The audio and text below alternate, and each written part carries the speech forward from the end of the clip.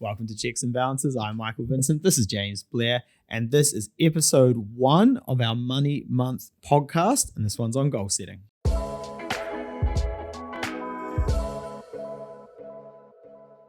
Cool. So goal setting is something we've spoken about a lot, but is incredibly overlooked. Why do you think, Mike, before we get into the meat and potatoes, why do you think goal setting is so overlooked? I think it's probably a fear of failure. You know, if you're not setting goals, it's very hard to fail, you know, because wherever you end up, you can kind of just turn around and go, well, this is where I was meant to be and I've tried my hardest and it all kind of worked out to this point. Whereas if you actually set a goal, even if you don't tell anyone, you still know if you haven't hit it. And you can lie to yourself about the reasons why and, you know, oh, things went wrong and you know, external everything. factors. Yeah, absolutely. But at the end of the day, no goal, no failure. You can, you know, sit at your ease and gape at the play. Yeah, because probably the main things that you probably set goals around are maybe your career, your finances, and your health, right? Yeah. And fundamentally, like if we looked at health, for example, it's quite straightforward. Yeah. You eat right, you don't eat too much, and then you do a bit of gymming and you'll get some results over time, right? Yeah. Finances, not complicated. You make some Pretty money. much the same. You spend less money. You invest some money. You're going to have some money. Yeah. But we're humans is probably the main thing, right? And I don't need to tell you, Mike, that humans are flawed. But that's for our late night episodes of Checks and Balances, where we go into Mike's deep history. It's a scary place to be. Yeah.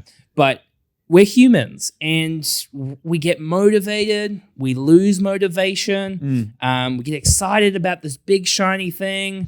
Then life gets a bit hard, consistency.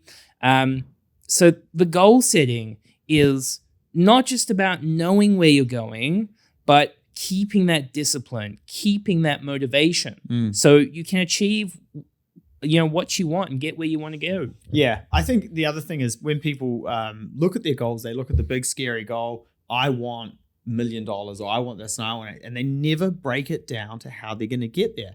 And it is very easy to just go, look, I'm never going to get that because it's just too big. But like we always say, how do you eat an elephant, James? One delicious bite at a time. Exactly. And, you know, we've got a study that we quite often talk about in our webinars, seminars around budgeting from the University of California, where some people were asked to, you know, set goals in slightly different ways.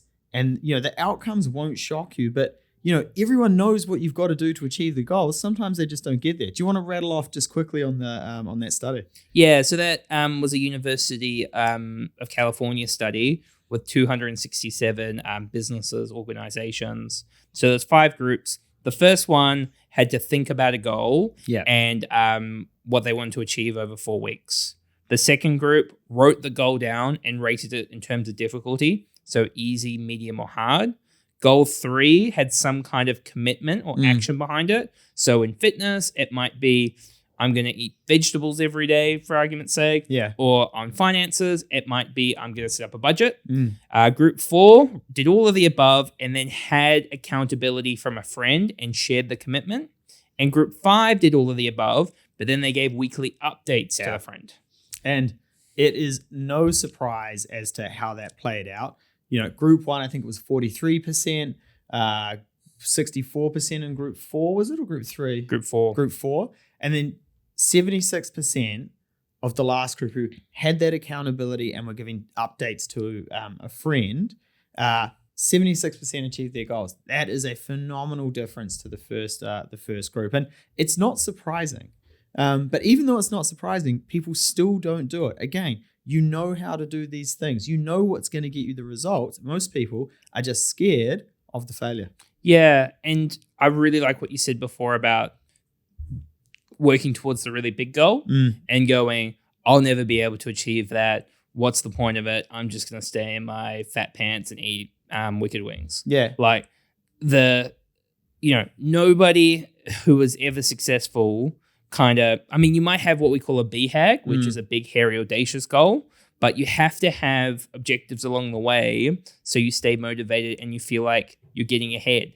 And, you know, if you said, I want to have $10 million in the bank and have a $5 million house and whatever it might be, like all of that stuff is hypothetically possible over a long enough period of time, but there needs to be the right level of knowledge, the right level of work and discipline, and the right level of time. Yeah. And you never know what you can achieve. But just to, I mean, you know what's wrong with society these days, Mike, is we're freaking lazy and we don't have the discipline to stick to something, right? Yeah. And we have to kind of make sure that if we've got a goal, we're consistent for a long enough period of time. That's why crypto is so popular. The meme stocks are so popular. Lotto's popular. Everyone always asks us what the next Apple stock is going to be because everyone wants the get rich quick scheme. They want the end goal without, one, the fear of failure, and two, putting in the work. Yeah. So you have to have goals that are meaningful to you, that are going to stop you from what we're designed to do, which is impulse purchases, impulse enjoyment. Delayed gratification is easier said than done. So those goals, really, you need to look at them every day and get excited and think about what your future can be. I can be debt-free in 18 months of my credit cards if I stick to my plan. I can be in my first home in 2 years' time. I can retire in 24 months, whatever it might be. You need those really motivating goals. Yeah, and it is hard. Like if we go back to the debt, people getting out of short-term debt, it's really hard when people don't have proper goals around that, because you may pay down a bit of the credit card and go out and just spend again, instead of actually being like, my priority is this. This is important to me, and this is why it's important, because I'm going to get a house at the end of it. If I just in my head go, oh, I've got to pay off that credit card, I should do that, I should do that. You pay it off, you go out and buy something again, because that conscious consumption will just keep happening. I'm not a massive fan of the Tony Robbins style stuff, but there's a quote that you said a while ago, and I love it, which is, people cheer for you at the start and they cheer for you at the end. Nobody is cheering for you in the middle of that marathon, and that is where it gets tough, and that's why you need to have goals in place. Love it when you start quoting me. That was Alex Almonzi, which is very true.